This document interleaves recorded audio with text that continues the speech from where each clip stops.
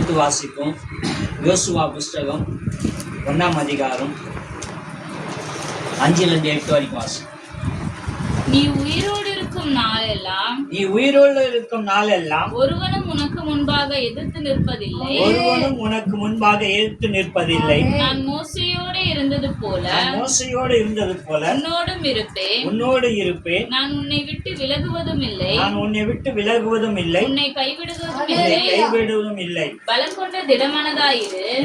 இந்த ஜனத்தின் பிதாக்களுக்கு நான் கொடுப்பேன் என்று ஆணையிட்ட தேசத்தை நீ இவர்களுக்கு பங்கிடுவாய்.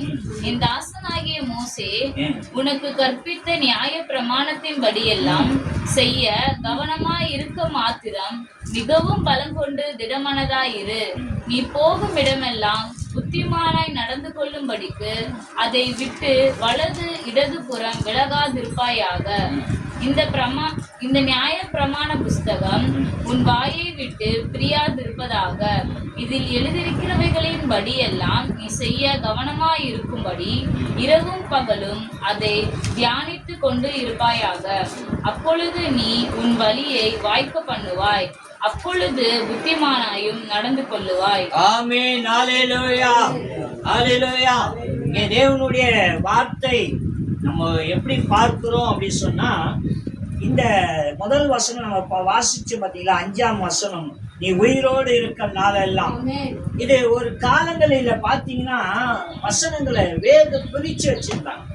இதெல்லாம் ஊழியக்காரர்களுக்கான வாக்கு தத்துவம் என்று சொல்லி ஒரு காலத்துல தனியா துண்டா பிரசங்கிட்டு இருந்தார். ஹல்லேலூயா. இது ஊழியக்காரர்களுக்கான வாக்கு தத்துவம் என்று சொல்லி. ஆனா காலம் மாற மாற நாங்கள் எங்களுக்கு கர்த்தர் ஏவின சில காரியங்கள், நிறைய மாற்றங்கள். முன்னெல்லாம் பார்த்தீங்கன்னா, அதாவது ஒரு 25 வருஷம் 30 வருஷத்துக்கு முன்பாலாம் பார்த்தீங்கன்னா, ஒவ்வொரு நாள் ஒரு உபாச பிரேயர்னு சொன்னால் உபாசத்தை பற்றியே, உபாசம் பண்ணுறது எப்படி அப்படின்றத பிரசங்கிப்பாங்க. ஜெபிக்கிற ஒரு இடம் என்று சொன்னால் ஜெபத்தை குறித்தே எடுப்பார்கள். ஹல்லேலூயா. இப்படி பல விஷயங்கள் ஒரு காலத்தில் நடந்தது. ஆனால் நாங்கள் எங்களுடைய ஸ்டேஜில் நாங்கள் நிற்கும் போது மற்ற இடத்துல சொன்ன வார்த்தை அப்படின்னு சொன்னால், இன்னும் மீட்டிங்னு கேட்போம். இந்த மீட்டிங்னு சொன்னால் அப்போ நான் கேட்பேன், அதை குறித்து தான் பேசணுமான்னு கேட்பேன். ஆமான்னு சொன்னாங்கன்னா நான் வரல அப்படின்னுடுவேன். ஹல்லேலூயா.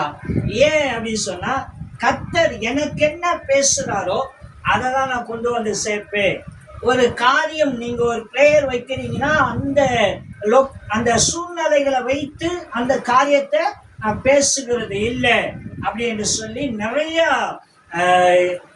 ஏன் ஐயா எங்க காலத்துல அப்படின்றாரு அப்படின்னு சொன்னா, அது எனக்கான ஆச்சரியம். நான் பார்த்த விஷயங்கள் முன்பாக இப்படிதான் இருந்தத, அதுக்கப்புறம் அதை மாற்றிடும். இப்போ இது நிமித்தம் இங்க என்ன நடக்குது அப்படின்னு சொன்னால், இங்க இஸ்ரவேல் ஜனங்களை யார் கரத்துல கொடுத்தாரு? மோசையினுடைய கரத்துல கர்த்தர் கொடுத்தார். நீ போய் எகிப்திலிருந்து முதல் ஜனங்களை கொண்டு வாங்க அப்படின்னு சொல்லி.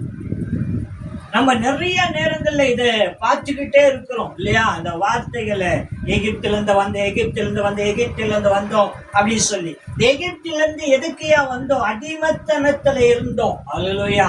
இந்த அடிமத்தனத்துல இருந்து நம்மளை மீட்கும் பொருளாக அன்னைக்கு மோசைய அனுப்பின கர்த்தர், இன்னைக்கு கர்த்தராகிய இயேசு கிறிஸ்து நமக்காக மீட்கும் பொருளாக தன் சொந்த ரத்தத்தையே கிரயம் கொடுத்து மீட்டு எடுத்தாராம். ஹல்லேலூயா.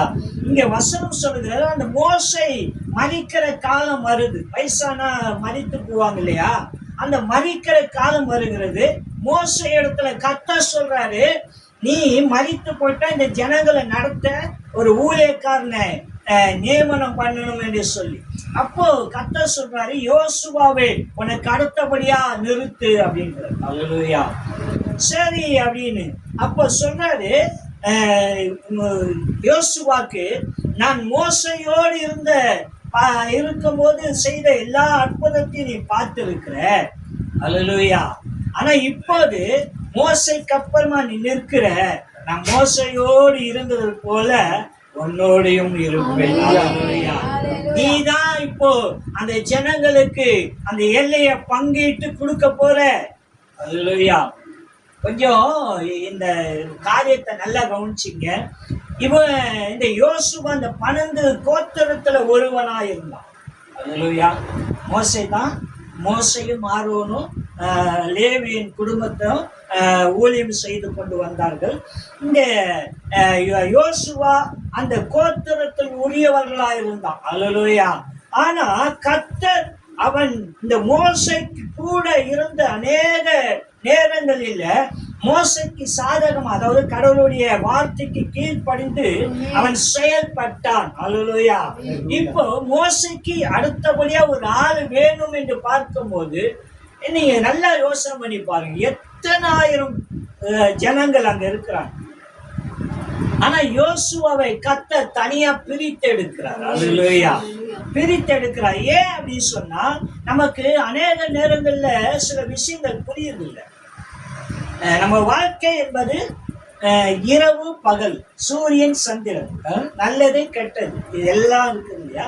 இது எல்லாம் நீ சந்தோஷமா இருந்தாலும் துக்கமா இருந்தாலும் இதெல்லாம் உனக்கு கடந்து போயிட்டே இருக்கு. அல்லேலூயா.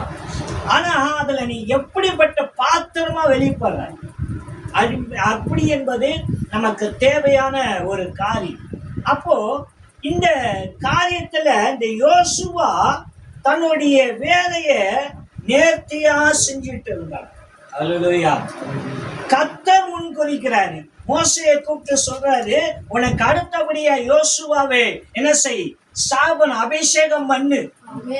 அவன் தான் உன் இடத்துல நின்று இந்த இஸ்ரவேல் ஜனங்களை நடத்தி கொண்டு போக போறான் அப்படின்றார். அல்லேலூயா.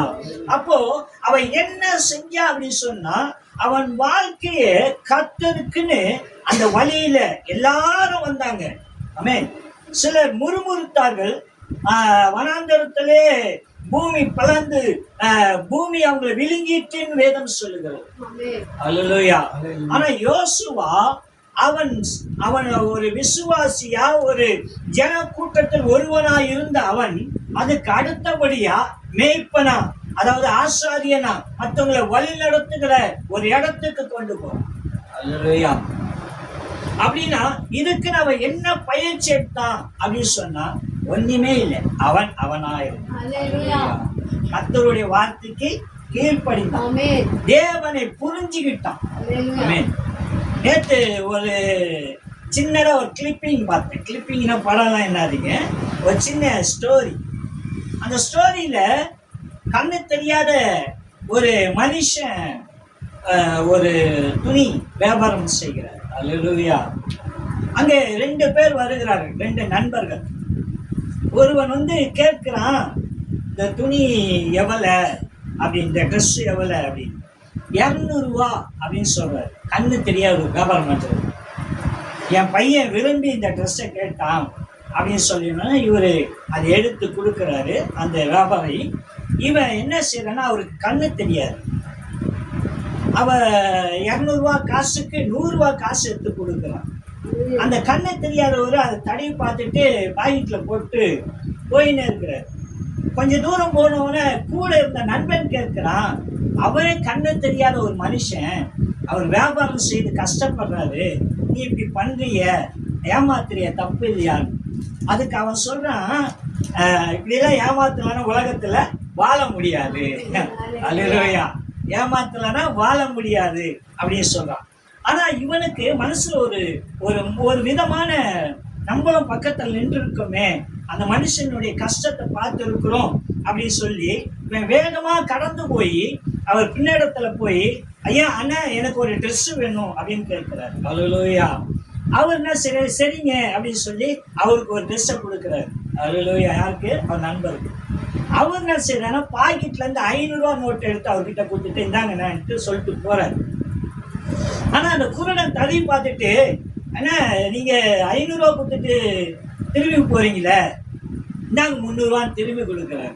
அதுக்கு அவர் கேட்கிறாரு, கொஞ்ச நேரத்துக்கு முன்னாடி எனக்கு முன்பாக ஒருவர் வாங்கினாரு, அவர் 100 ரூபா கொடுத்தாரு, அதை நீங்க கவனிக்கலையான்னு கேட்கிறாரு.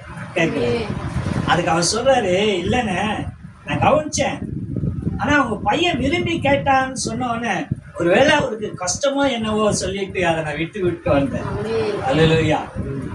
இதுல நம்ம என்ன பார்க்கிறோம் அப்படின்னு சொன்னா, வாழ்க்கை ஒண்ணுதான். அல்லேலூயா. வாழ்க்கை ஒண்ணுதான். அவர்கள் அவர்களுடைய கஷ்டத்தை அதுக்காக தான் வாழ்றாங்க. ஆனா ஒருவன் ஏச்சி மேய்ச்சி ஏமாத்த பார்க்கிறான், ஒருவன் உதவி செய்ய பார்க்கிறான், ஒருவன் அதை விரும்பி கொடுக்க விரும்புகிறான். அல்லேலூயா. அப்படின்னா வாழ்க்கை நமக்கு ஒண்ணுதாங்க. ஆனா நம்ம எதை கத்துக்கிறோம்? கெட்டவங்கிட்ட இருந்து ஏமாத்துகிறதும், மொளமாரித்தனமும், கேட்மாரித்தனமும், திருடுறதும், பொருளாசைகளும், பொய் சொல்வதும் கத்துக்கொள்கிறது நமக்கான அவசியமா? அல்லேலூயா. ஆண்டவராய் இயேசு கிறிஸ்து இந்த பூமியில வந்து சகலத்திலும் எந்த இடங்களிலும் பொய் சொல்லாத நீதிபரரா நின்றார். அல்லேலூயா. ஆமென். அதற்காகவே தன் ஜீவனை இந்த பூமியில விட்டார். ஆமென். பிலாத்து கேட்கிறார், நீர் யூதரின் ராஜாவான், நீ சொல்லுகிறபடியே சொல்ற. ஆமென். பயப்படு. அப்படின்னா இந்த பூமியில நமக்கான ஒரு வாழ்க்கை எப்படி பார்க்கிறோம்? ஆமென். நம்ம நெருக்கம் இருக்கலாம், நம்ம நெருக்கத்துக்காக இன்னொருத்தனை வஞ்சிப்பது நியாயம் இல்லை. இந்த வாழ்க்கை நமக்கு கத்து கொடுக்க விரும்புகிறது. நேற்று சொன்ன பாருங்களேன், நேற்று தினங்கள்ல ஒரு விதமான நெருக்கத்துல நான் நெருக்கிறேன், அந்த நெருக்கம் எனக்கு வேற ஒன்று சொல்லித்தரும். எப்படி இருக்க வேண்டும். அப்ப நம்ம கத்துக்கிறது எதுன்னா, நமக்கு கொடுக்கப்பட்ட இந்த நாட்களை, காலங்களை கர்த்தருக்குன்னு, தேவனுக்குன்னு நீ என்ன செய்ய போற? அல்லேலூயா. இந்த நிமிஷம் போச்சுன்னா மறுபடியும் வராது. ஆமென். நாட்கள் வரும், ஆயுசு நாட்கள்ல கர்த்தர் குறிச்ச எல்லா நாட்களும் வரும், போன நாட்கள் திரும்பி வரும். அல்லேலூயா. கர்த்தர் அந்த நாட்களிலே உன்னை கொண்டு செய்யற காரியம் பெரியதா செய்ய விரும்புகிறார். ஆனா நாம் அதை அறியாம, அதாவது தெரியாம ஒரு வாழ்க்கை வாழ்வோம். இந்த யோசுவாக்கு இந்த வார்த்தையை சொல்லிட்டேன், மோசையோடு இருந்தது போல உன்னோடு இருக்கிற, உன்னை விட்டு விலகுவதில்லை, உன்னை கைவிடுவதில்லை, எல்லாம் சொல்லிட்டேன். அல்லேலூயா. ஆனா கீழே சொல்றாரு, என் தாசனாகிய மோசை உனக்கு கற்பித்த நியாயப்பிரமாணத்தின்படி எல்லாம் நீ செய்ய கவனமாயிரு, பலன் கொண்டு திடமனதாயிரு, இடர்புறமும் நீ போகும் இடமெல்லாம் புத்திமானாய் நடந்து கொள்ளு, அதை விட்டு விலகாமல் கைவிடாமலும் இருப்பாயாக. ஆமென். அதை விட்டு வலதுபுறம் இடதுபுறம் விலகாது இருப்பாயா. அல்லேலூயா. அப்படின்னா உன்னை அழைச்சிட்டேன், உன்னை தெரிந்து கொண்டுட்டேன், ஆனா போக வேண்டிய பாதை உன்னுடைய. அல்லேலூயா. ஸ்கூல்ல ஒரு போட்டி வைக்கிறாங்க, ஓட்டம் பந்தயம், ஒரு பிரைஸ் வைக்கிறாங்க. அல்லேலூயா. நம்ம மாடத்தான் ஓட்டம் இல்லை, எப்படியான ஓட்டம், ஃபர்ஸ்ட் செகண்ட் தேர்டு, அதாவது 1 2 3 அந்த கட்டத்துக்குள்ள ஓடணும். அல்லேலூயா. அவங்க ஓடக்கூடிய 10 பேரா இருந்தாலும் 5 பேரா இருந்தாலும் அவங்களுடைய நோக்கம் என்னன்னா பிரைஸ் ஒண்ணுதான். அல்லேலூயா. பிரைஸ் ஒண்ணா 1 2 எடுத்துங்க, ஆனா 3க்கு மேல இல்ல. நிக்கிறவங்க 10 பேர் இருந்தா 10 பேருக்கும் பிரைஸ் கிடையாது, ஃபர்ஸ்ட் செகண்ட் தேர்டு. ஆனா ஃபர்ஸ்ட்டுக்கு முதல் உரிமை இல்லையா? நிறைய செல்வாக்கு. நம்ம தேசத்துல போய் தங்கத்தை வென்று வரவங்களுக்கு இப்போ விட சமீபத்துல 50 கோடியை நம்ம கொடுத்தாங்க வென்று வந்தவங்களுக்கு. அல்லேலூயா. அப்ப அப்படிப்பட்ட ஓட்ட பந்தயத்துல ஓடுகிற, அதாவது இயற்கையா சொல்றேன், ஒரு ஓட்ட பந்தயத்துல ஓடுகிற உங்க பிள்ளைகள் அந்த லக்கை நோக்கி ஓடுகிறார்களே, அது போல உன் ஓட்டம், அதாவது உன் வாழ்க்கை பயணம், இதெல்லாம் நீ மகிழ்ச்சியோட ஓடும். அல்லேலூயா. நீயா ஓடும், மற்றவங்களுக்காக இல்லை. நான் அடிக்கடிக்கு சொல்ற மாதிரி தான் நம்ம வாழ்க்கை எப்படி போச்சுன்னா, விளம்பரம் சொல்லுகிறாங்க, மேல் வீட்டுல இருக்கு, கீழ் வீட்டுல இருக்கு, பக்கத்து வீட்டுல இருக்கு, உங்க வீட்டுல இருக்கா. அல்லேலூயா. ஆமென். இல்ல உண்மை, அன்னைக்கு நமக்கு என்ன தேவையோ அதை வாங்கணும். இன்னைக்கு அவங்க வீட்டுல இருக்கு, இவங்க வீட்டுல இருக்கு. நீங்க நான் சொல்றது பொய்யா இருந்தா வருஷத்துல வளர்த்தி வீடு கிளீன் பண்ணுவீங்களா? அந்த கிளீன் பண்ணும்போது பாருங்களேன், இது எதுக்குடா வாங்கணும்ன்றவருக்கெல்லாம் பொருள் இருக்கும். 500 ரூபாய்க்கு வாங்கியிருப்போம், கடையில் போய் 30 ரூபாய்க்கு 40 ரூபாய்க்கு கொடுப்போம். ஏன் அப்படின்னா நம்மளுடைய அறியாமை. ஏதாவது ஒண்ணு நமக்கு நல்லது செஞ்சிடாதா, நமக்கு உதவியா இருந்துடாதான்ற இந்த ஏக்கம் இருக்குல்ல, இது நம்மளுடைய கடினத்தை ஒன்னும் இல்லாம நம்ம கஷ்டத்தை வீணாக்குது. என்ன நம்ம விளம்பரம் பண்றோம்? இன்னைக்கு ஒரு குடும்பத்துல 10 பிள்ளைய பெற்றவங்க இருந்தாங்க, கூட்டு குடும்பம் இருந்துச்சு, மாமா மச்சன்ச்சி அவங்க இவங்கன்னு கூட்டு குடும்பமாங்க. ஒரு வீட்டுல 30 பேர் இருப்பாங்க. 30 பேருக்கும் அவங்கள வேணாங்க, எங்க மாமியார், அதாவது என் ஒய்ஃபோடைய பெரியமா இங்க கணேஷ்புரத்துல ஸ்கூல், அவங்க வீடு ஈக்காடு தாங்கல், ஈக்காடு. அல்லேலூயா. அங்க இருந்து 4 மணிக்கு எழுந்து அவங்க சமைச்சு அவங்க வீட்டுக்காருக்கு சாப்பாடு கட்டி 2 பேரும் ரயில்வே ஸ்டேஷனுக்கு சைக்கிள்ல வருவாங்க. அங்கிருந்து ஈக்காடுல இருந்து திருவள்ளூர் ரயில்வே ஸ்டேஷனுக்கு அவங்க கிளம்பி ஸ்கூலுக்கு வந்துருவாங்க. அவர் ரயில்வே ஒர்க்கர், அவர் அங்க ஒர்க் பார்த்துறாரு. இதை தினந்தோறும் நடந்ததுங்க. அவங்க இல்லைனாலும் ஒரு 30-40 வருஷம் அவங்க அந்த வாழ்க்கை வாழ்ந்துருக்காங்க. அதில் எழுந்துக்கிறதும் இதை செய்யறதும், நைட்டு படுக்கிறதுக்கு லேட் ஆகும். ஆனா இன்னைக்கு ஒண்ணுமே இல்லை. புருஷன் பொண்டாட்டி 2 பேர் சமைக்கிறதுக்கு பல நேரம் யோசனை பண்ணி கடையில சாப்பாடு வாங்கி சாப்பிடுறாங்க. வீட்டுல எல்லாத்தையும் வாங்கி வச்சிருக்கிறாங்க. என்னது, அரிசி பருப்பு சாமான் சேர்த்து சீவுறது, அறுக்கிறது, வெட்டுறது.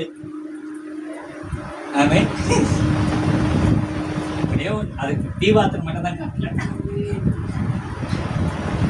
என்னமோ என்ன பிரயோஜனம்? பயன் இல்லாத எந்த பொருளும் உனக்கு அவசியமற்ற. அதுல போடுகிற பணம் தேவையில்லாத செலவு. இப்படிதான் நம்ம வாழ்க்கையும் கர்த்தருக்குன்னு வாழ்றதுலயும். உன் வாழ்க்கையில தேவையில்லாத காரியத்தை கொண்டு வந்து உன் இருதயம் என்கிற அந்த இருதயத்துக்குள்ள பட்டு நடக்கிறல, அந்த நடக்கிறது தேவனை தேடுகிறதுல குறைப்படுகிறது. ஜோமனியா நைட்டு போயிட்டு அங்க போயிட்டு இங்க போயிட்டு படுத்த டயர்ட் ஆயிடுச்சு. எதுக்கோ நேரத்தை கடந்து போகிறோம், எதுக்கோ செலவழிக்கிறோம். வேதத்தை படிப்பதும் ஜெபிப்பதும் நமக்கான வாழ்க்கையா இல்லை. அல்லேலூயா. எதையோ யாரோ சொல்லி வச்ச மாதிரி கட்டாயமா செய்யணும் எல்லா விஷயத்தையும். ஆனா தேவனை தேடுகிறது அப்படியே கொஞ்சம் ஏந்தரம் போல ஆயிட்டு ஜாக்கிரதையா இருக்கு. அல்லேலூயா. எனக்கு காலம் சமீபமா இருக்கு. உனக்கான அழைப்புல நீ ஓட வேண்டியது வலதுபுறமும் இடதுபுறமும் சாயாதபடிக்கு கர்த்தருடைய வார்த்தைப்படி நீ ஓட வேண்டிய கட்டாயத்துல இருக்கிற. நாளைக்கு எல்லாம் நினைக்காத, இன்னைக்கும் ஓட்டம். அல்லேலூயா. உன் தாயின் கருவிலே கர்த்தர் உன்னை தெரிந்து கொண்டாரு. அந்த நாள் முதல் கொண்டு நீ பிறந்து எங்க பிறக்கணும், எங்க இருக்கணும் அப்படின்னு முன்குறித்த தேவன் உன்னை முன்குறித்து நடத்துகிறாரு. நீயும்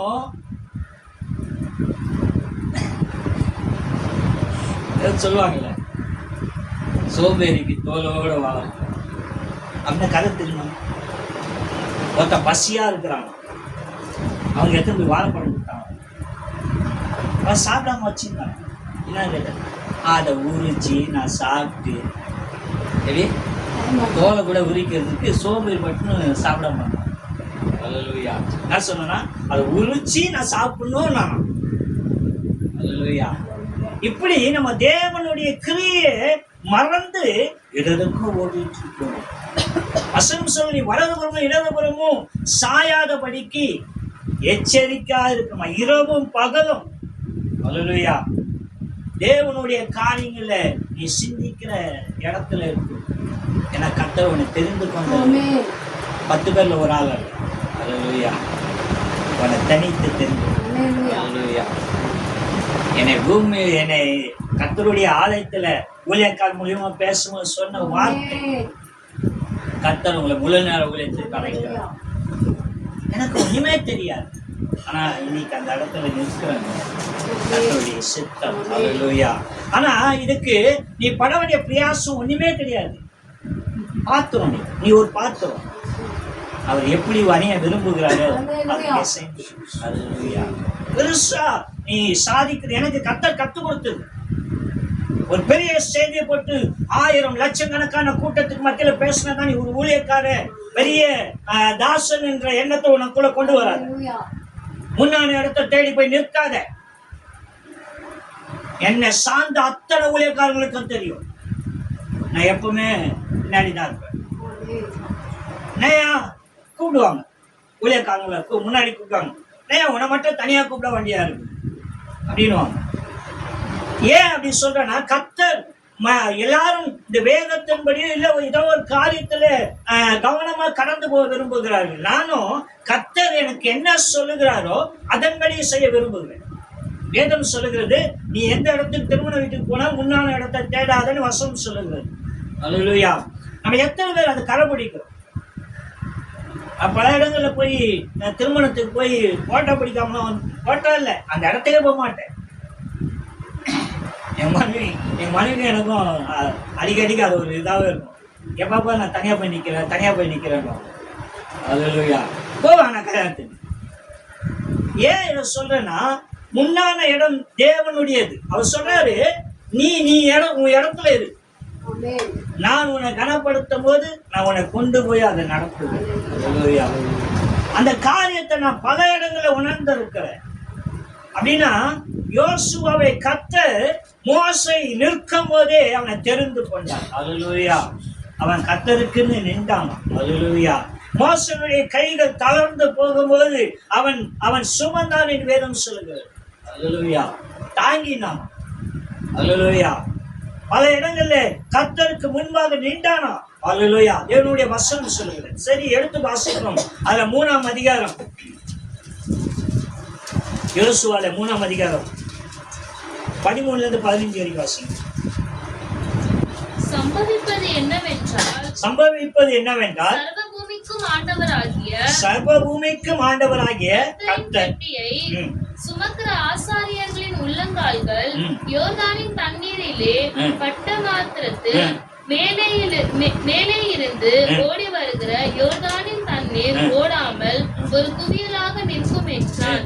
ஜனங்கள் யோர்தானை கடந்து போக தங்கள் குடாரங்களில் இருந்து புறப்பட்டார்கள். ஆசாரியர்கள் உடன்படிக்கை பெட்டியை ஜனங்களுக்கு முன்னே சுமந்து கொண்டு போய் யோர்தான் மட்டும் வந்தார்கள். யோர்தான் அறுப்பு காலம் முழுவதும் கரை புரண்டு போம். பெட்டியை சுமக்கிற ஆசாரியர்களின் கால்கள் தண்ணீரின் ஓரத்தில் பட்டவுடனே மேலே இருந்து ஓடி வருகிற தண்ணீர் நின்று சாத்தானுக்கு அடுத்த ஆதாம் ஊர் வரைக்கும் ஒரு குவியலாக குவிந்தது. உப்பு கடல் என்னும் சமனான வெளியின் கடலுக்கு ஓடி வருகிற தண்ணீர் பிரிந்து ஓடிற்று. அப்பொழுது ஜனங்கள் எரிகோவுக்கு எதிரே கடந்து போனார்கள். ஆமென். அல்லேலூயா. போதுமா? அல்லேலூயா. இங்கே தேவனுடைய வார்த்தை, நம்ம மோசே எகிப்திலிருந்து கொண்டு வரும்போது யோர்தான் செங்கடல் என்னாச்சா, 2ஆ கலந்துச்சான். அல்லேலூயா. இப்போ மறுபடியும் யோர்தானை கடந்து போறாங்க. அல்லேலூயா. அப்போ அவங்க கடந்து போகும்போது அவர் சொன்னாரு, யோசுவா இடத்துல ஆசாரிகள், அதாவது தேவனுடைய உடன்படிக்கை பெட்டியை சுமந்து செல்லுகிற ஆசாரியர்கள் அந்த கரையோரம் அவங்க கால் நிற்கட்டும் அப்படின்றோம். அல்லேலூயா. நின்றோன்னு மேலே நோக்கி, அதாவது ஹைட்ல இருந்து தண்ணி வடிஞ்சு வரும் இல்லைங்களா, மேல் நோக்கி பள்ளத்தை நோக்கி வரும்ல, வருகிற தண்ணி அப்படியே டிராப் ஆகி அங்கேயே குமிதான். ஆமென். அல்லேலூயா. இஸ்ரவேல் ஜனங்கள் அது வழியா அப்படியே கடந்து போறாங்க. ஆமென். அல்லேலூயா. ஏன்னா அழைத்தவர் உண்மை உள்ளவர். எந்த ஒரு காரியத்தையும் உனக்கு தடங்களாவும் இடைஞ்சலாவும் இருந்தா கர்த்தர் அதை நீக்கி. அல்லேலூயா. இந்த யோசுவாவுக்கு தேவன் வாக்கு கொடுத்தார்ல, மோசையோடு இருந்தது போல உன்னோடு நான் இருப்பேன். அல்லேலூயா. உன்னை விட்டு விலகுவதும் இல்லை, உன்னை கைவிடுவதும். அல்லேலூயா. இப்ப யோர்தானை கடக்க மோசே வர முடியாது. ஆமென். ஆனா மோசையை அனுப்பின தேவன் கூட. அல்லேலூயா. அந்த தேவன் சொல்றாரு, அந்த ஆசாரியர்களை அது அறுப்பு காலம் மட்டும் அந்த இடத்துல அப்படியே அலை தள்ளுமா. ஆமென். புரண்டு ஓடுமா தண்ணி. ஆனா அந்த இடத்துல போய் அந்த ஆசாரியர்கள் நிற்கும் போது மேல் நோக்கி வருகிற தண்ணி அவங்களை கடந்து போகாமல் அது அப்படியே குவிலா நின்றுதான். குவிலானா குவிஞ்சிட. அல்லேலூயா. முதலா நின்றது முதல்ல, குவிலா குமிந்து நின்று. அல்லேலூயா. அவங்க அந்த வழியை கடந்து போகிறாரு. ஏன் அப்படின்னா வாக்கு கொடுத்த தேவன் வாக்கு மாறாத தேவன். தலைமுறைகள் மாறலாம், மனுஷன் மாறலாம், சூழ்நிலைகள் மாறலாம், ஆனா கர்த்தர் மாறாத தேவன். உங்களை அழைத்தார் என்று சொன்னால் நிச்சயமா உங்களை கைவிட மாட்டார். சிஸ்டர் சொன்னாங்கல்ல, நான் வந்த இந்த 2 வாரத்துல எனக்கு எப்படிப்பட்ட சூழ்நிலை ஆச்சு அப்படின்னு. அவங்க எனக்கு எந்த போனும் பண்ணல, ஆனா நான் ஒவ்வொரு நாளுமே எல்லாருக்குமே ஜெபம் பண்ணும். நான் பண்றதுன்னு சொல்ல, நான் சொல்ல வருது என்னன்னா எல்லாருக்குமே அவங்க சூழ்நிலைகளையும் அவங்க காரியத்துக்கும் ஜெபம் பண்ணிட்டு. அல்லேலூயா. இப்ப 2 வாரம் இவங்க வரலன்றதுக்காகவோ இல்ல ஏதோ ஒரு காரணத்துக்காக கர்த்தர் என்ன செய்யல, கைவிடாம. அந்த சூழ்நிலைகளை அவரை நோக்கி கூப்பிடும் போது கர்த்தர் அதை மாற்றுகிற தேவனார். அல்லேலூயா. ஆமென். இங்க வசனம் அப்படிதான் சொல்றது. மோசேயின் இடத்துல வாக்கு கொடுத்தாரு, இந்த ஜனங்களே இஸ்ரவேல் எகிப்திலிருந்து கொண்டு போய் பாலும் தேனும் ஓடுகிற தேசத்துல கொண்டு போய் சேர்க்கும்படிக்கு கட்டளையிட்டார். ஆனா மோசே பாலும் தேனும் ஓடுகிற தேசத்துக்கு சுதந்திரிக்கல. ஏன் அப்படின்னு சொன்னா அவனுடைய அறியாமையும் அவனுடைய மீறுதலும் அது தடையா இருந்துச்சான். நீ தேசத்தை சுதந்திரிக்க மாட்ட, பாப்ப, அவ்வளவுதான். அந்த தேசத்தை தூரத்துல இருந்து பாப்ப, அந்த மலை மேல ஏறி பாப்ப, ஆனா மலையில இருந்து கீழே இறங்க மாட்டேன், அங்கே மறித்து போயிடுவேன். ஆமென். கர்த்தர் கட்டளை இட்டாரு. சொன்ன இடத்துல மோசை மறித்தான். கர்த்தரே அவனை கொண்டு போய் பள்ளத்தாக்குல அடக்கம் பண்ணினார். அல்லேலூயா. அப்படின்னா கர்த்தர் மோசையை அனுப்பிதான் அந்த இஸ்ரவேல் ஜனங்களை நடத்தினார். ஆமென். முதல்ல மோசே கேட்கிறான், நான் போய் சொன்னா அந்த ஜனங்க நம்புவாங்களா அப்படின்னு கேட்கிறான். அல்லேலூயா. ஆமென். சொன்ன கர்த்தர் சொல்றாரு, நான் உன்னை அனுப்புகிறேன் அப்படின்னு சொல்லி அவனுக்கான அற்புதம் அடையாளங்களை செய்கிறார், காண்பிக்கிறார். அதை கொண்டு போய் அவன் எகிப்தில காண்பித்து தேவன் அவரோடு இருப்பதை வெளிப்படுத்தினான். இவன் மோசை கடந்துட்டான், யோசுவாவை அனுப்புறாரு. யோசுவா இடத்துல என்ன பேசுகிறார்களோ அதை அப்படியே கர்த்தர் செஞ்சார். ஒரு தடவை இந்த யோசுவா சொல்றான், கர்த்தர் எனக்கு சொன்ன காரியங்களை உங்களுக்கு பிரசங்கிக்கிறேன், நியாயப்பிரமாணத்தை போதிக்கிறேன் அப்படின்னு சொல்றான். சொல்லி முடிச்சு அவன் பேசி முடிச்சோன்னு அந்த ஜனங்க சொல்றாங்க, நாங்கள் மோசைக்கு எப்படி கீழ்ப்படிந்தோமோ அப்படியே உமக்கும் கீழ்ப்படிந்தோம். அப்படின்னா கர்த்தர் இவரோடு இருப்பதே அவர்கள் உணர்கிறார்கள். இந்த யோர்தான் நதிகள் குவியலாக குவிந்ததாம், அவர்கள் ஜனங்கள் கடந்து போனார்களாம், இப்போதும் குவியலாக இருக்குது. மறுபடியும் கர்த்தர் சொல்றாரு யோசுவா இடத்துல, அந்த 12 கோத்திரத்திலிருந்து 12 பேர் அனுப்பி அந்த ஆசாரிகள் நிற்கிற இடத்துல இருந்து கல்களை கொண்டு வந்து நீங்க கரையை கடக்குறீங்களே அங்க அடுக்குங்கன்றார். அல்லேலூயா. ஆமென். சரின்னு அவர்கள் 12 பேர் போய் 12, அதாவது ஒரு கோத்திரத்திலிருந்து ஒருத்தரும் 12 கற்களை வந்து வெளியே அடுக்கிறாங்க. அதாவது கரையை கடந்த பிறகு அங்க அடுக்கிறாங்க. அது எதுக்கு சொல்றாரா, நாளைக்கு நீ உன் தேசத்துல சுகபோகமா வாழும் போது இந்த கல்களை குறித்து உன் பிள்ளைகள் கேட்கும் போது நீ என்ன செய்யணும், கர்த்தர் எங்களை இப்படி வழி நடத்தினாரு, இது இங்கிருந்து எடுக்கப்பட்ட கல் அப்படின்னு அவங்களுக்கு நான் நடத்தி வந்தது சொல்லு. அப்படின்னா வாக்கு பண்ணினவர் முந்தின காலத்திலும் இருந்தால், இந்த காலத்திலும் இருக்கிறார், வருகிற காலத்தில் நான் இருப்பேன் என்று வாக்கு பண்ணுகிறார். அப்ப தேவன் எப்படிப்பட்ட தெய்வமா இருக்கிறார். அப்படின்னா உனக்கான பாதையை நீ எப்படி ஏற்படுத்த போற? எடுத்து வாசிக்கீங்க. அதுல 6ஆம் அதிகாரத்துல, யோசுவால 6ஆம் அதிகாரம் 1-5 வரைக்கும் வாசிக்கும். எரிகோ இஸ்ரவேல் புத்திரருக்கு முன்பாக அடைக்கப்பட்டு இருந்தது. ஆமென். ஒருவரும் வெளியே போகவும் இல்லை, ஒருவரும் உள்ளே வரவும் இல்லை. கர்த்தர் யோசுவாவை நோக்கி, இதோ எரிகோவையும் அதன் ராஜாவையும் யுத்த வீரரையும் உன் கையில் ஒப்பு கொடுத்தேன். யுத்த புருஷராகிய நீங்கள் அனைவரும் பட்டணத்தை சூழ்ந்து ஒரு தரம் சுற்றி வாருங்கள். இப்படி 6 நாள் செய்ய கடவீர்கள்.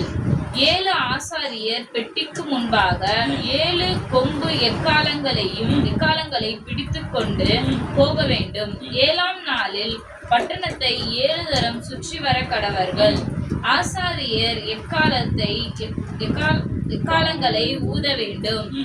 அவர்கள் அந்த கொம்புகளினால் நெடுந்தொனி இடும்போது நீங்கள் எக்கால சத்தத்தை கேட்கும் போதும் ஜனங்கள் எல்லாரும் மகா ஆரவாரத்தோடு ஆர்ப்பரிக்க கடவர்கள்.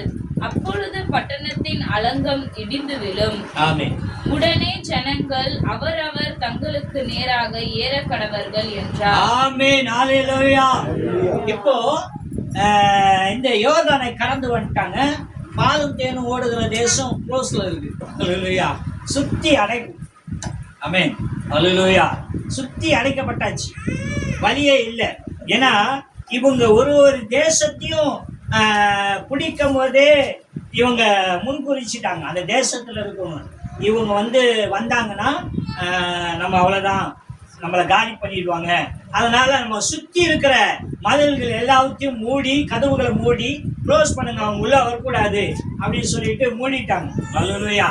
ஆனா இவங்க முன்னாடியே வேகு பார்த்துட்டு போயிட்டாங்க. இப்போ மூடப்பட்ட அந்த எரிகோ பட்டணம் ஓப்பன் ஆகணும், அதாவது திறக்கப்படணும். என்ன பண்ணலாம் அப்படின்னா கர்த்தர் சொல்றாரு, நீ போய் அந்த எரிகோ பட்டணத்தை, அந்த தேசத்தை நீ என்ன செய், சுத்தி வா. ஒரு நாளைக்கு ஒரு தடவை சுத்தி வா. இப்படி 6 நாள் 6 தடவை சுத்திட்டு நீ உன்னுடைய கூடாரத்துக்கு போ. 7ஆம் நாள் நீ 7 தடவை சுத்தி அந்த எக்காலத்தை நீ ஊதும் போது ஜனங்கள் ஆர்ப்பரிக்கட்டும். ஈட்டி கடபார எதுவுமே தேவை, செவரை இடிக்கிறது. அதுவும் மதலுடைய அளவு லாரியில நிக்க வச்ச 3 லாரி அளவு இருக்கும். ஹல்லேலூயா அப்படின்னு சொல்றாங்க. அது எந்த அளவுக்குன்னு தெரியல அப்படின்னு சொல்லுவாங்க. அவ்வளவு பெரிய மதலாம், அவ்வளவு பெரிய மதலை இவர்கள் சுத்தி ஸ்தோத்தரித்து துதித்தார்களாம். ஆமென்.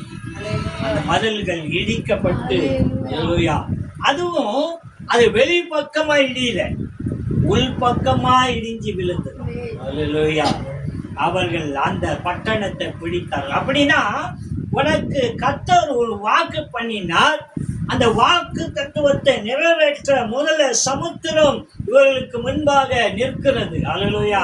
அதை கடந்து போக கர்த்தர் கிருபை செய்கிறார். அழைத்தவர் உண்மை உள்ளவர். ஹல்லேலூயா. அப்போ அந்த கடந்து போவதற்கு முன்பாக இருந்த தீர்க்கதரிசி மோசே இல்லை, ஆனாலும் கர்த்தர் ஒருவனை ஏற்படுத்தி நடத்துகிறார். ஹல்லேலூயா. இந்த யோர்தானை கடந்து போகிறார்கள். 2வது போனா எரிகோ க்ளோஸா இருக்குது, கதவுகள் திறக்கப்படலை. ஏன்னா இவங்க உள்ள வந்துருவாங்க, யுத்தம் பண்ணுவாங்க, இவங்க நம்மளை ஜெயிச்சிருவாங்க, நம்மளை ஒன்றுமில்லை ஆக்கிடுவார்கள் அவங்களுக்கு தெரியும். ஆமென். தெரிந்து அவர்கள் எல்லாவற்றின் வழிகளையும் அடைத்தார்களாம். துதித்த துதி வழிகள் திறக்கப்படும். இவர்கள் கடந்து போகும். அதுதான் நான் எப்பவுமே சொல்றேன், ஜெபம் பண்ணுங்க, வேலை வாசிங்க. எப்பன்னா 24 மணி நேரம் ஜெபம் பண்ணுங்க, 24 மணி நேரம் வேலை வாசிங்க. இல்லை, உங்களுக்கு கிடைக்கிற கொஞ்ச நேரம் வேதத்தை வாசிங்க. உங்களுக்கு எவ்வளவு வாசிக்க முடியுமோ வாசிங்க, எவ்வளவு நேரம் ஜெபம் பண்ண முடியுமோ ஜெபம் பண்ணுங்க. அந்த ஜெபம் நம்ம ஆவிக்குரிய வாழ்க்கையை ஸ்டெடியாக அப்படின்னா நம்ம வாழ்க்கைக்கு தேவை அழைப்பு மாத்திரம் அல்ல, அந்த அழைப்புக்கான கீழ்ப்படிதலும் தேவை. ஆமென். கீழ்ப்படி இருந்தாதான் மேல் படிக்கும். ஹல்லேலூயா. கீழே படியே இல்லாம மேல போனா ஜம்ப் பண்ணும். ஹல்லேலூயா. அப்படின்னா கீழ்ப்படிதல் நமக்கான அவசியம் ஒரு படியுமே கீழ்ப்படிதல் தான். ஆமென். அந்த படியை ஏறி ஏறி ஏறி போனதான் நீ போக வேண்டிய இடத்துக்கு கடந்து போகணும். அல்லேலூயா. அப்படின்னா இந்த யோசுவாக்கு கர்த்தர் கொடுத்த வார்த்தையின்படி முதல்ல யோர்தானிலே தண்ணீர் இல்லாம வெட்டாந்தரையில கடந்து வந்தார்கள். இரண்டாவது இந்த எரிகோ கோட்டைகள் அதாவது மூடப்பட்டது. ஆமென். அந்த மதில்கள் இடிந்து விழும்படிக்கு கர்த்தர் கிருபை செய்தார். ஆமென். எவ்வளவு தடையா இருந்தாலும் பரவாயில்ல, உன் வாழ்க்கையில் விளையணும். ஏதோ ஒரு சோர்வு, மன அழுத்தங்கள், ஏதோ ஒரு நெருக்கம் அவர் நோக்கி, ஏன்னா அவர் சொல்றாரு, இக்கட்டு நேரங்கள் என்னை நோக்கி கூப்பிடு, நான் உனக்கு மறு உத்தரவு கொடுப்பேன், நீ என்னை மகிமைப்படுத்துவாய். அப்படின்னா நீ கூப்பிடும் போது நான் உனக்கு பதில் செய்வேன்ற. ஆமென். கேட்டுட்டு பார்க்கலாம், இது சூழ்நிலை சரியில்லை அப்படின்றவர் இல்லை. சூழ்நிலைகளை உருவாக்குறோம் அவர் தான், அதை அமைக்கிறதும் அவர் தான், அதை சரி பண்றதும் அவர் தான். அப்படின்னா கர்த்தர் பெரியவர். அல்லேலூயா. இவர்களுக்கு சொன்ன தேசத்தை கொடுப்பதில் தேவன் நாணித்தமா நின்றாராம். அல்லேலூயா.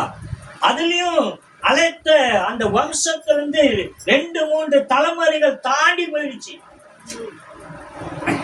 ஆனா சொன்ன வார்த்தை அவங்க பிதாக்கள் கொடுத்த வாக்குத்தத்தத்தை 2-3 தலைமுறைல எத்தனை தலைமுறை? ஏன்னா ஆபிரகாம் கொடுக்கப்பட்ட வாக்குத்தத்தம். அல்லேலூயா.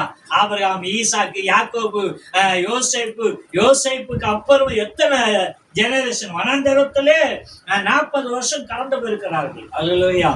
அப்படின்னா அத்தனை ஜெனரேஷன் தாண்டினாலும் கர்த்தர் கொடுத்த வாக்கை நிறைவேற்றின தேவன். அல்லேலூயா. ஒருபோதும் மறந்து போகிற தேவன். அப்படின்னா நம்ம என்னவா இருக்கும், எப்படியா இருக்கும்? எடுத்து வாசிப்போம். மத்திய சுவிசேஷம்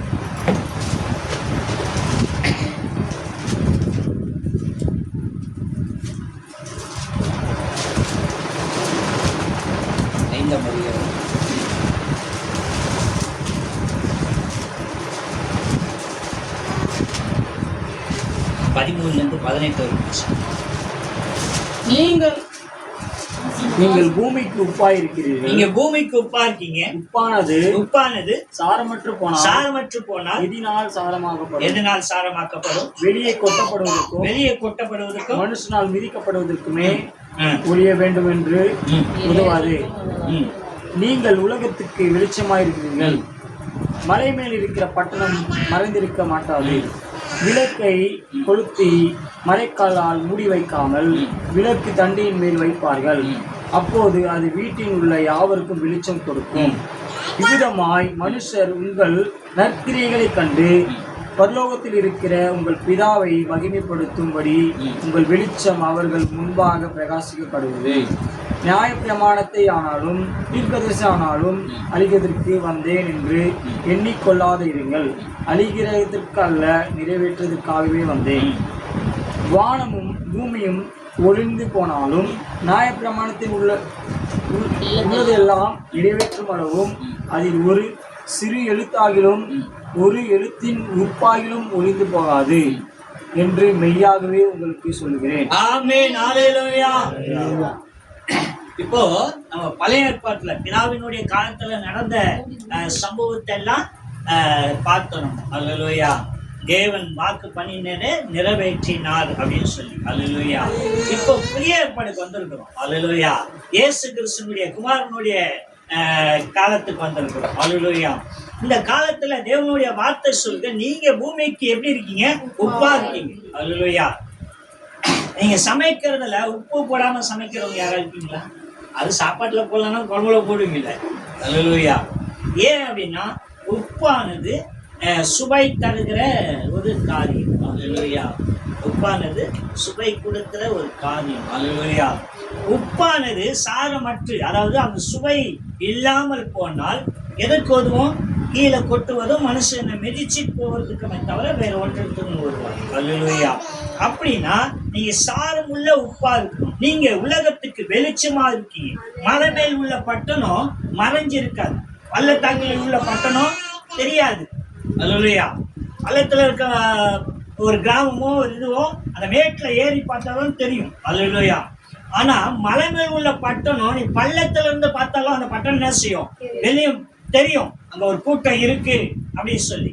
அப்படின்னா நீ மலை மேல் உள்ள பட்டணமா, அதாவது தேவனுடைய பிள்ளைன்னா மற்றவங்களுக்கு நீ வெளிப்படுகிற பிள்ளையா இருக்கணுமா. அல்லேலூயா.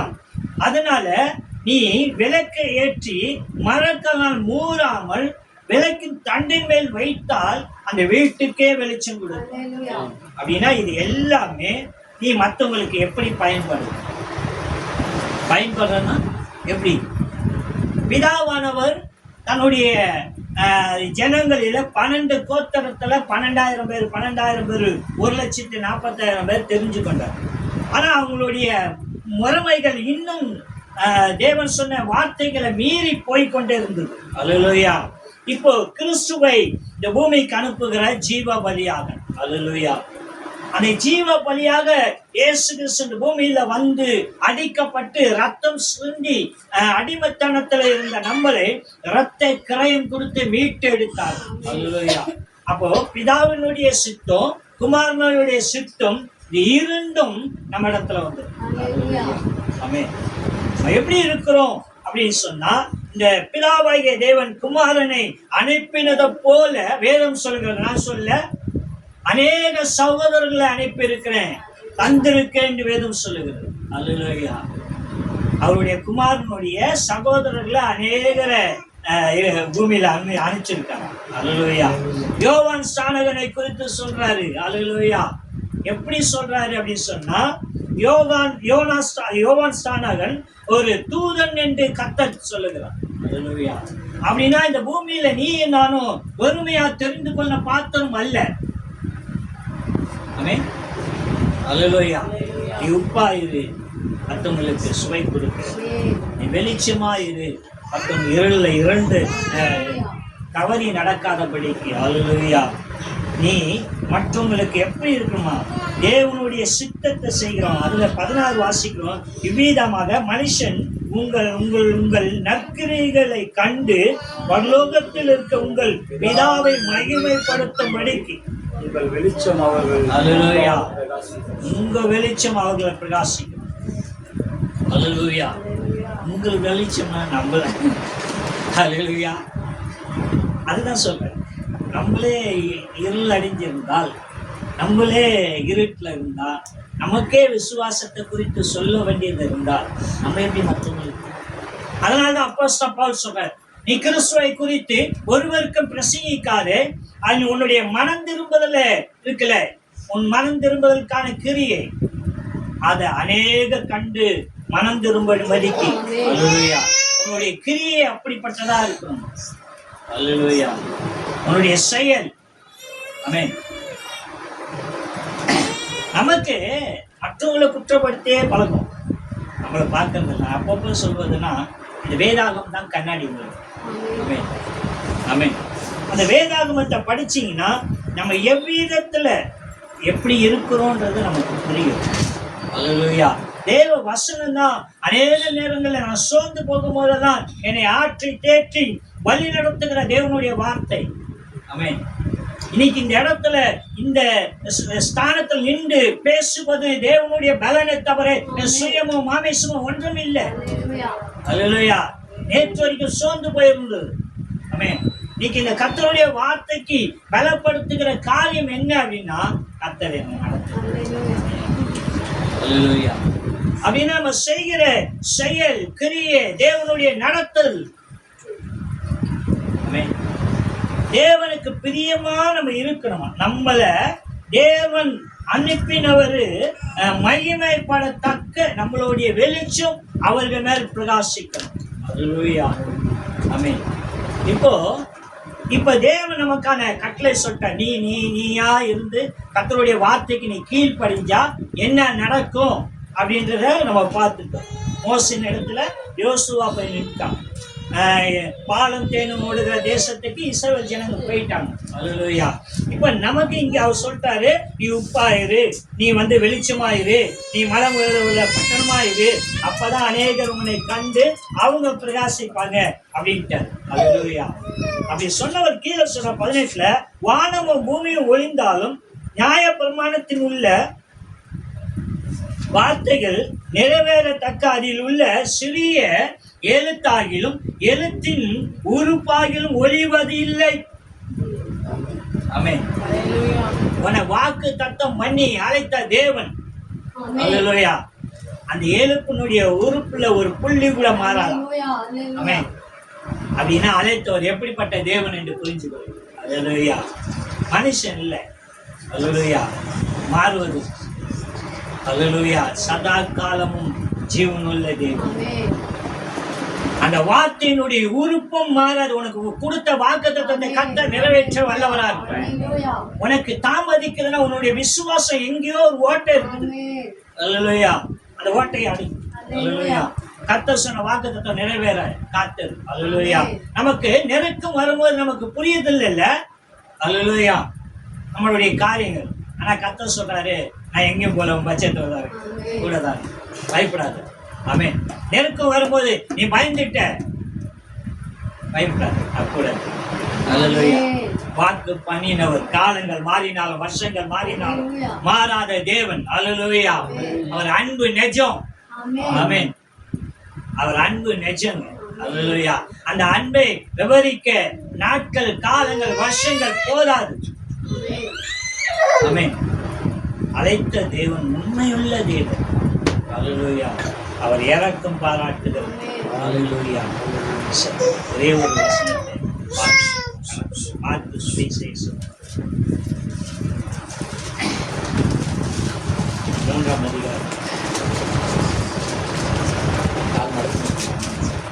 கால் மடக்கு.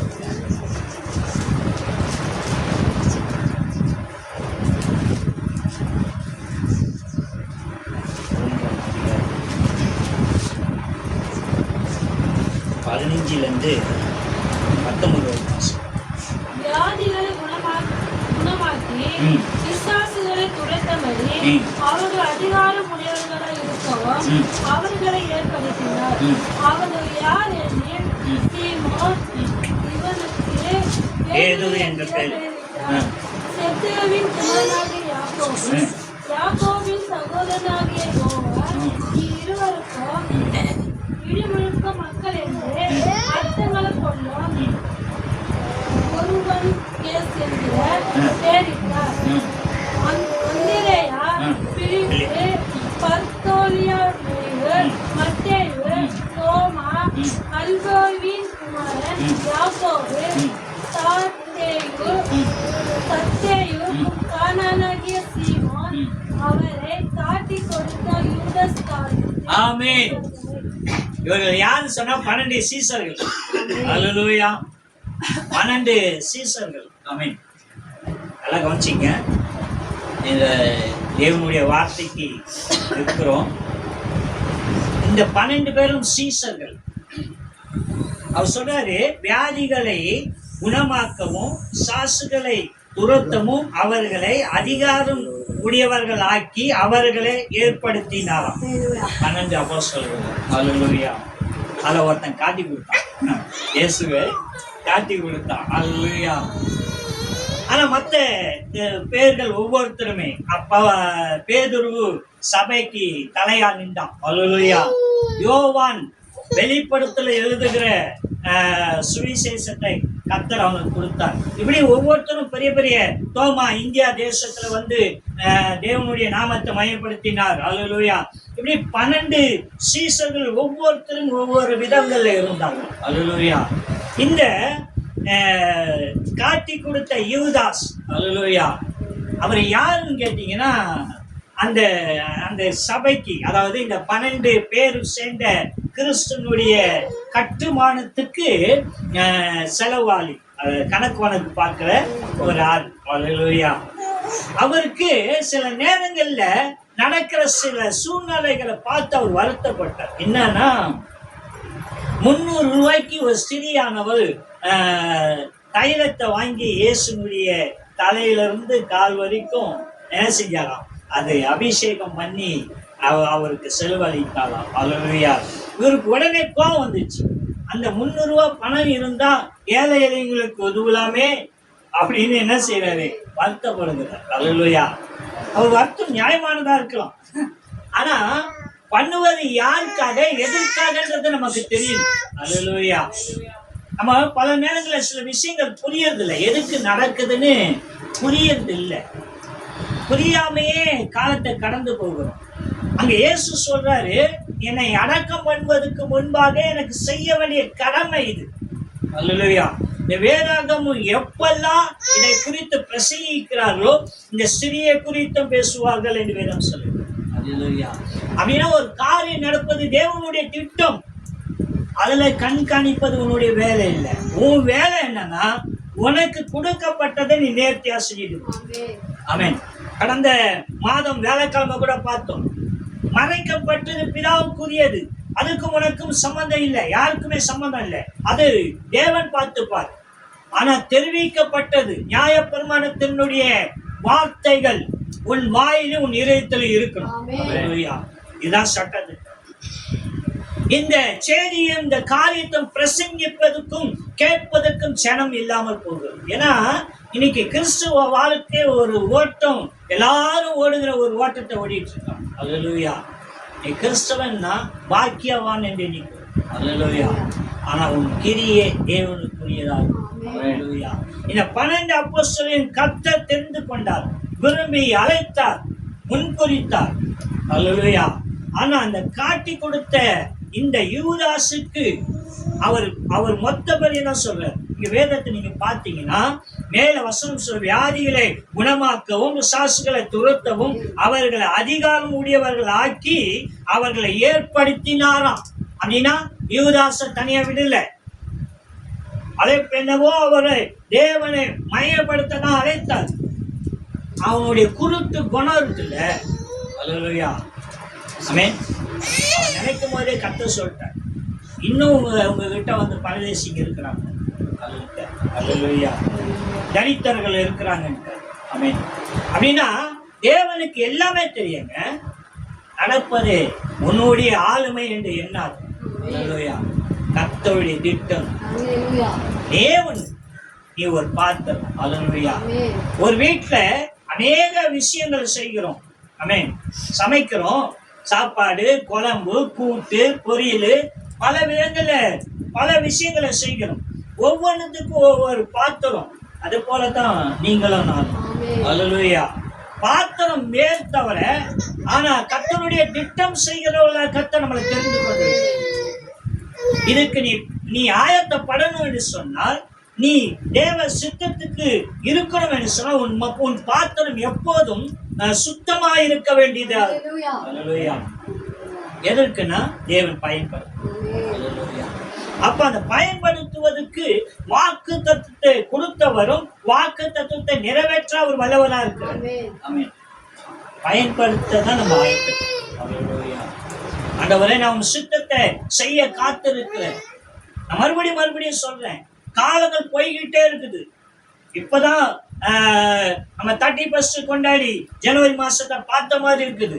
6 மாசத்துல 3வது வாரத்துல வந்து நின்ட்டோம். அடுத்த வாரம் வந்துச்சுன்னா அதுக்கப்புறம் அடுத்த மாசத்தை தாண்ட போறோம். ஆனா இந்த வருஷம் வரும் போது ஒரு தீர்மானம் எடுத்திருப்பீங்கள, நான் இந்த வருஷம் கர்த்தருக்காக இது செய்ய போறேன்.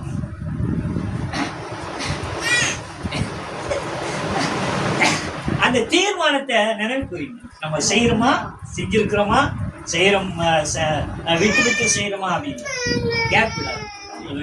அந்த தீர்மானத்தை செய்ய நீங்க பழகுனீங்க அப்படின்னு சொன்னா கர்த்தர் அடுத்தது ஒரு காரியத்தை செய்யறது. அது எப்போதுன்னா நீங்கள் ஆயத்தப்படும் போதுதான் தேவன் இது எனக்கான பிள்ளைங்கன்னு சொல்லி வேற ஒரு வேலையை உங்களுக்கு கொடுப்பார். அதுக்கான வசனம் நிறைய இடங்களில இருக்குது. அப்ப அந்த பாத்திரத்துக்கு நீ தேவனுடைய சித்தம் செய்ய ஆயத்தமாகணும். அல்லேலூயா. தேவனுடைய வசனம் சொல்லுகிறது. அல்லேலூயா. தேவனுடைய தேவனால் உருவாக்கப்பட்ட எல்லா ஜனங்களும் இந்த பூமியில, இப்போ நான் பிறந்தது ஆசி குடும்பத்துல இல்ல, ஆனா நான் எல்லா இடத்துக்கும் போனேன், எல்லா விஷயத்தையும் பண்ணேன். ஆனா கர்த்தருடைய திட்டம் வரும்போது என்னை கர்த்தர் கொண்டு வந்து,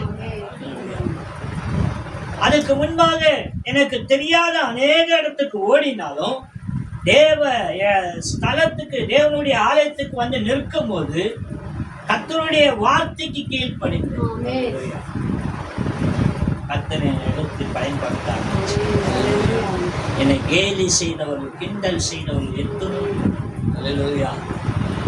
ஒரு இடத்துல போய் ஜெபம் பண்ண போகிறேன். நான் வந்த உடனே யதார்த்தமாக இப்படி பேசிட்டேருந்து இப்படி திரும்புகிறேன். அந்த வீட்டில் ஒருத்தர் உட்காந்துருந்தார், கடவுளுடைய பிள்ளைங்க. அவரு அப்படின்னு ஒரு பெரிய ஆள், ஒரு ஜெபம் பண்ண வந்திருக்காரு. நான் பாடினதை எத்தனை பேர் கிண்டல் பண்ணியிருக்கேன், பரியாசம் பண்ணியிருக்காங்க. நான் பேசுகிறது ஒருத்தர் வந்து உட்காந்து எண்ணி இருக்காங்க. எத்தனை தடவை ஸ்தோத்திரம் சொன்னேன், எத்தனை தடவை அல்லேலூயா சொன்னேன் பிரசங்கம் பண்ணும்போது அப்படின்னு சொல்லி எண்ணின்னுக்கிறாங்க. என்கிட்ட வந்து சொல்லியிருக்காங்க, நீங்கள் பிரசங்கத்தில் இத்தனை தடவை அல்லேலூயா சொன்னீங்க, இத்தனை தடவை. என்னை ஏதாவது குற்றப்படுத்த ஒரு கூட்டம் இருந்துக்கிட்டே இருந்துச்சு. சில காலங்கள் எனக்கு இந்த 4 பேருக்கு மத்தியில் நின்று பிரசங்கிக்கும் போது ஒரு விதமான பதட்டம் இருந்துகிட்டே இருந்தது. அல்லேலூயா. நாட்கள் போக இன்னைக்கு அநேக கூட்டத்துக்கு மத்தியில் நின்று பேச அல்லேலூயா. எத்தனை இடங்களில் கொண்டு போய் தேவன் பயன்படுத்தியிருக்கார். அப்படின்னா நம்ம செய்ய போறது என்ன அப்படின்னா, நீ தேவனுடைய வார்த்தைக்கு அவன் இன்னைக்கு ஜெபம் பண்ண சொல்ற, ஜெபம் பண்ணிப்பாங்க. அன்னைக்கு ஒரு காரியத்தை கத்து செய்யணும். வேதத்தை வாசிக்க சொல்றாரு, வேதத்தை வாசிச்சுப்பாங்க. ஏதோ ஒரு விஷயத்தை உங்களோட பேச காத்து இருக்கிறார். அல்லேலூயா. இதை செய்ய செய்ய செய்ய நமக்கு தெரியும், நம்ம கீழ்ப்படுகிறதும் தேவன் நம்ம வாழ்க்கையில மாற்றங்கள் பண்ணும். அப்படி செய்வோம் என்று சொன்னால் கர்த்தர் நம்மளை தெரிந்து கொண்ட அநாதி தீர்மானம் நிறைவேறும். அல்லேலூயா. நம்ம எல்லாரும் போல ஒரு வாழ்க்கை ஓடாதபடி. அல்லேலூயா. நடந்தா நடக்கிறேன், ஓடனா இல்லை. நீ எப்போ நடக்கணும், எப்போ ஓடணும், என்ன செய்யணும் கண்டு ஒரு திட்டம் வச்சு அந்த திட்டத்துக்கு கீழ்ப்படிய தேவனுடைய சத்தத்துக்கு செவி கொடுக்கும். அல்லேலூயா. அப்படி கொடுப்பதனால் இந்த பூமியுடைய வாழ்க்கை சரியா, தேவ சித்தனா என்னுடைய குடும்பத்தில் இதெல்லாம் இருக்கு இல்லைன்னு சொல்லு. ஆனால் கர்த்தர் அது எல்லாவற்றையும் வாய்க்க சொல்லு. நீ நினைத்து ஓடுகிறத காட்டில் வேதம் சொல்கிறது, நீ நினைப்பதற்கும் வேண்டுவதற்கும் அதிகமாக செய்கிறது. அல்லேலூயா. உனக்கு நன்மைகள் செய்வார். கர்த்தர் தம்மை இந்த வார்த்தைகள் ஆசீர்வதிப்பார்.